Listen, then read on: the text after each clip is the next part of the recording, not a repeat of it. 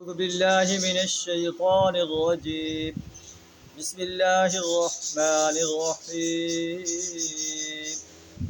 ولقد آتينا داود وسليمان علما وقال الحمد لله الذي فضلنا على كثير من عباده المؤمنين. وورث سليمان داود وقال يا أيها الناس علمنا منطق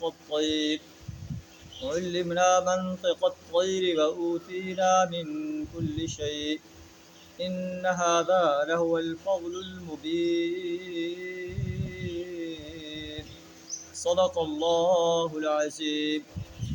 سورہ النمل آیت نمبر 15 تا 16 آپ کے سامنے تلاوت کی. ان آیات کے اندر اور آگے پورے رکوع کے اندر حضرت داود اور حضرت سلیمان علیہ السلام کا واقعات بیان فرمایا جا رہا ہے.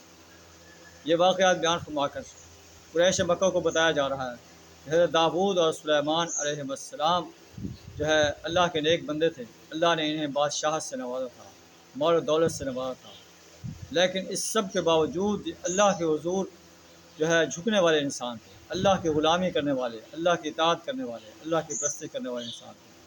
تو تمہیں جو مال و دولت میسر ہے، تم ان پر اترانے کی بجائے ان عظیم انسانوں کی طرح اللہ کے سامنے جھک جاؤ. ہو سکتا ہے کہ تمہارا یہ عمل اللہ کے دربار میں قبول ہو جائے اور تمہاری نجات کا ذریعہ بنے. آیات کا ترجمہ کچھ اس طرح ہے: وَلَقَدْ آتَيْنَا دَاوُودَ وَسُلَيْمَانَ عِلْمًا. ہم نے داود اور سلیمان علیہ السلام کو علم عطا کیا. اور ان دونوں نے کہا الحمدللہ الذی فضلنا علی کثیر من عبادہ المؤمنین. سب تعریف اس اللہ کے لیے جس نے ہمارے اپنے بندوں میں سے کثیر بندوں پر ہمیں فضیلت عطا کی. وورث سلیمان داود. اور سلیمان علیہ السلام داود علیہ السلام کے وارث بنے. اور آپ فرماتے ہیں اے لوگو علمنا منطق الطیر. ہمیں پرندوں کی بولیاں سکھائی گئیں اور ہمیں ہر چیز دی گئی ہے. یہ اللہ کا بڑا فضل ہے، بڑا کھلا فضل ہے. اللہ کے فضل کا اقرار کر رہے ہیں، اللہ کی رحمت کا اقرار کر رہے ہیں. وحشر لسلیمان جنودہ من الجن والانس والطیر فهم یوزعون. سلیمان علیہ السلام کے لیے جن، انسانوں اور پرندوں کے لشکر جمع کیے گئے اور وہ پورے ضبط کے ساتھ رکھے جاتے ہیں. یہاں تک کہ آپ ایک چونٹی کے وادی میں پہنچے آپ کا لشکر، تو چونٹی کے سردار نے کہا ایھا النبل، اے چونٹیو، ادخلوا مساکنکم، اپنے اپنے بلوں میں گھس جاؤ. ایسا نہ ہو کہ سلیمان اور اس کا لشکر جو ہے تمہیں رون دے اور انہیں پتہ ہی نہ ہو. سلیمان علیہ السلام نے چونٹی کی بات کو سن لیا تو وہ مسکرا پڑے اور مسکرا کر کہا رب اوزعنی ان اشکر نعمتک التی انعمت علی. تکبر کرنے کے بجائے اللہ کا شکر ادا کرتے ہیں. اے اللہ مجھے قابو میں رکھ، ان اشکر نعمتک التی انعمت علی، کہ میں تیری ان نعمتوں کا شکر ادا کروں جو تو نے مجھ پر کی ہیں، میرے والدین پر کی ہیں.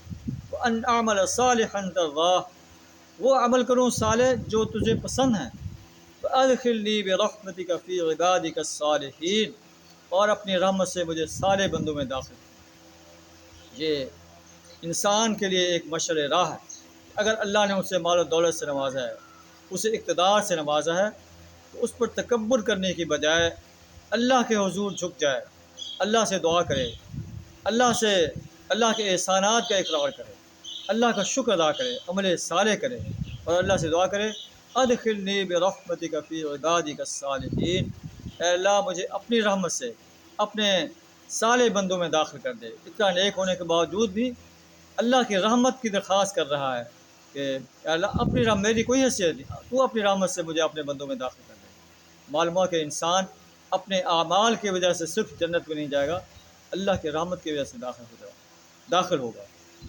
حضرت عائشہ رضی اللہ تعالیٰ عنہ آپ صلی اللہ علیہ وسلم سے جو ہے بیان کرتی ہیں، آپ صلی اللہ علیہ وسلم نے ارشاد فرمایا کہ کوئی انسان اپنے عمل کی وجہ سے جنت میں نہیں جائے گا. تو آپ عرض کرتے ہیں وانت یا رسول اللہ، اے اللہ کے رسول آپ صلی اللہ علیہ وسلم فرمایا کہ ہاں میں بھی، الا ان یتغمدنی اللہ برحمتہ، اللہ یہ کہ مجھے اللہ اپنی رحمت سے ڈھانپ لے. اللہ سے دعا درا ہمیں بھی اپنی رحمت سے جنت الفردوس میں اعلیٰ مقام عطا فرمایا. وآخر دعوانا الحمد للہ رب العالمین.